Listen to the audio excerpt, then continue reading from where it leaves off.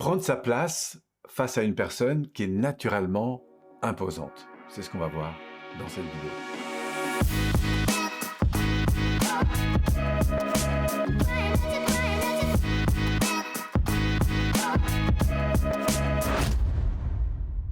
Alors si vous êtes face à une personne comme ça qui est naturellement imposante parce que c'est un leader charismatique, c'est un parent qui prend beaucoup de place, c'est un ami qui aime rire et qui a très vite le lead sur toute la communauté de personnes qui est rassemblée, quoi faire, comment interagir pour pouvoir justement retrouver tranquillement votre place et surtout garder intérieurement un état qui soit favorable pour pouvoir continuer à converser et surtout équilibrer cette relation si toutefois vous souhaitez la rééquilibrer. La première chose, c'est de repérer que quand la personne est dans son charisme, en fait, elle est juste en train d'exprimer des choses qu'elle vit, qu'elle pense avec beaucoup d'aisance. Et donc, du coup, comme le champ est ouvert, eh bien, elle envoie, elle rayonne et c'est tant mieux. Maintenant, si vous voulez créer du lien avec cette personne, la meilleure chose que je vous propose de faire, c'est bien sûr d'écouter ce qu'elle vous dit, mais après de reprendre des éléments qu'elle vous dit et lui poser des questions. Non pas de réagir à ce qu'elle dit, parce que d'abord, vous n'aurez pas forcément l'assise pour le faire.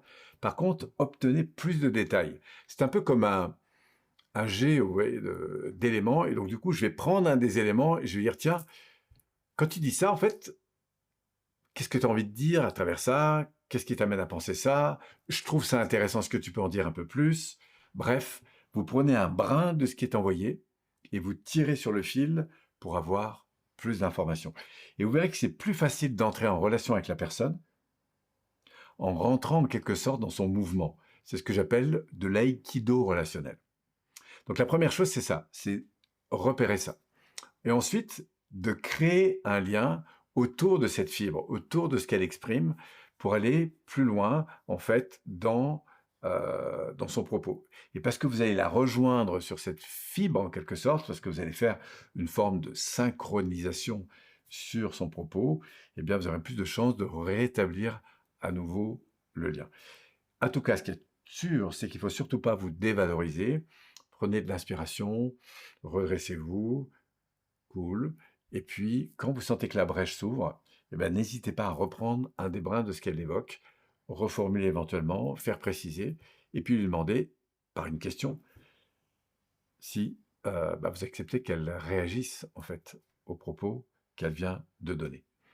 Voilà, donc première étape, j'écoute. Deuxième étape, je relance. Troisième étape, je garde le contact avec la personne. Éventuellement, je l'invite à m'écouter si toutefois j'ai envie de parler. Mais le plus important, c'est le point de départ, c'est-à-dire écouter et plutôt qu'affirmer, poser des questions pour mettre en valeur ce qu'elle dit, aller chercher un peu plus loin les propos autour de la zone qui, évidemment, l'intéresse. Expérimentez et dites-moi, éventuellement sous la vidéo, si vous avez déjà fait ça, qu'est-ce que ça peut donner?